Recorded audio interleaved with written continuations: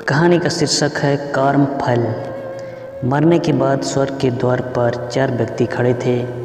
इन 4 व्यक्तियों में पहला राजा था, दूसरा एक बिजनेसमैन था, तीसरा पंडित था और चौथा एक आदमी मजदूर था।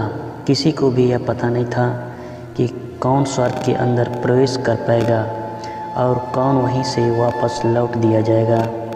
सब स्वर्ग के दरवाज़ा खुलने की राह देख रहे थे और आपस में बातें कर रहे थे। जैसे कि राजा को मरने से पहले से ही आदत थी, उसने अपनी बात सबसे पहले बताई। राजा ने कहा, मैं बहुत प्रख्यात राजा हूँ। मैंने धरती पर अपना बहुत नाम कमाया है, इसलिए पूरी संभावना है कि मैं ही स्वर्ग में जाऊँगा। फिर व्यापारी ने अपनी बात सामने रखी।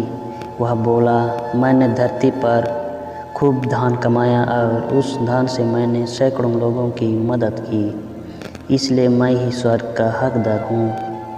अब बारी थी पंडित की, तो पंडित ने मुंह खोला और सबको यह कहा, चाहे तुम जो सोच लो, लेकिन यह बात तो तय है कि स्वर्ग के दरवाजे खुलेंगे तो मेरे लिए ही खुलेंगे। सब जानते हैं कि पंडित दिन रात भगवान को याद करते हैं, इसलिए स्वाभाविक है कि स्वर्ग में पंडित का स्वागत किया जाएगा। जब सब ने अपना अपना पक्ष रख दिया, तब सबकी नज़र उस मजदूर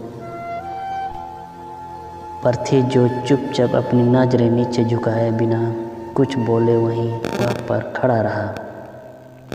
स्वर्ग का दरवाज़ा खुला और वहाँ पर एक देवदूत आकर खड़ा हो गया। देवदूत के हाथों में एक पुस्तक थी जिसमें इन सभी के कर्मों के बारे में लिखा हुआ था। देवदूत ने सबसे पहले राजा को अपने पास बुलाया और उसको पूछा, तुम बताओ, तुमने अपने जीवन में क्या क्या अच्छे कर्म किया है। मैं उन्हें इस पुस्तक में देखकर फैसला करूँगा कि तुम्हें अंदर आने देना है या नहीं। राजा ने कहा, मेरा राज्य जितना बड़ा था उतना ही समृद्ध था और मेरे राज्य के सभी लोग खुशहाल थे। सभी बड़े अंदर से रहते थे। मैंने उन्हें कभी भी किसी भी चीज़ की कमी नहीं होने दी। यही मेरे अच्छे कर्म है।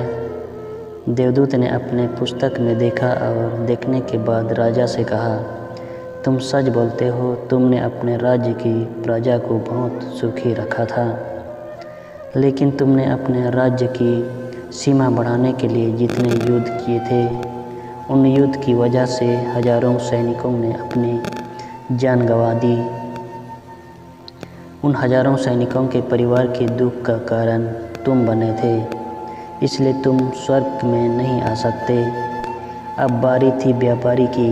व्यापारी से जब देवदूत ने पूछा कि तुम्हारे अच्छे कर्म क्या है, तब व्यापारी ने उससे कहा, मैंने सैकड़ों लोगों को खाना खिलाया है, कई आश्रमों में दान किया है, कई निरक्षित लोगों के लिए घर बना कर दिया है। यह मेरे अच्छे कर्म है। देवदूत ने फिर से अपने पुस्तक में ध्यान से देखा और देखने के बाद व्यापारी से कहा, तुम्हारा कहना भी ठीक है कि तुमने बहुत दान धर्म किया है, लेकिन यह दान धर्म तुमने जिन पैसों से किया है, उन पैसों को कमाने के लिए तुमने न जाने कितने झूठ बोले हैं, कितनी हेरा फेरी की है और कितनी मिलावटें की है, इसलिए तुम भी स्वर्ग में नहीं आ सकते। जब पंडित से यही सवाल किया गया तो पंडित ने बड़े ही आत्मविश्वास के साथ कहा, मैंने अनगिनत लोगों को ज्ञान दिया है, हजारों यज्ञ और पूजाएं की है और दिन रात भगवान का जप किया है। इससे अच्छे कर्म और क्या ही हो सकता है। देवदूत ने अपनी पुस्तक के अंदर झांक कर देखा और पंडित से कहा, अपने जितने भी लोगों को जो भी ज्ञान दिया है, उन बातों पर खुद कभी अमल नहीं किया। अपने यज्ञ पूजा या भगवान का नाम निस्वार्थ भाव से कभी नहीं लिया, इसलिए आपका भी स्वर्ग में आना प्रतिबंधित है। मजदूर यह सब देखकर हैरान था। वह अब तक जिन्हें महान समझता था उनकी व्याख्या स्वर्ग के दरवाजे पर आकर बदल गई। धरती पर जिन कामों को अच्छा समझ जाता है उनका यहाँ पर कोई मूल्य नहीं था।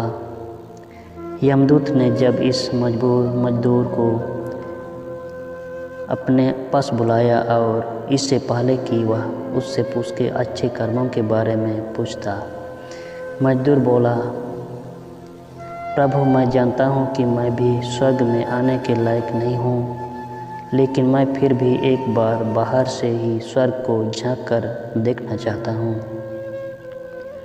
बस इससे ज़्यादा मेरी कोई इच्छा नहीं है, क्योंकि ऐसी इच्छा पालने के लिए मैंने जीवन में कुछ भी नहीं किया है। मैं पूरा दिन मेहनत करता और जो भी पैसे कमाता उन्हें अपने परिवार के पालन पोषण में खर्च कर देता, इसलिए दान धर्म के लिए कुछ बचाता ही नहीं। लोगों की भला में मैं क्या सेवा करता, क्योंकि काम के बाद जो थोड़ा सा समय मिलता उसको अपने ही बूढ़े माँ बाप की सेवा में बिता देता। और यह सब करने के बाद मैं कभी कभी मंदिर भी चला जाता और भगवान से जैसा भी मुझे दिया है उस जीवन के लिए धन्यवाद कहता। देवदूत ने अपनी पुस्तक में बड़े ध्यान से देखा और थोड़ी देर देखते ही रह। फिर उसने मजदूर से पूछा कि तुम याद करके बताओ, तुमने कभी तो कोई अच्छा काम किया होगा।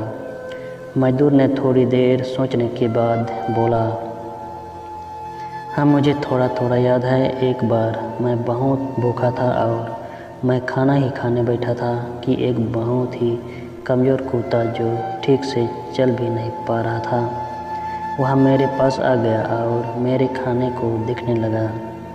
तब मैंने अपनी रोटी उसे खिला दी और उस दिन मैं खुद भूखा सोया था।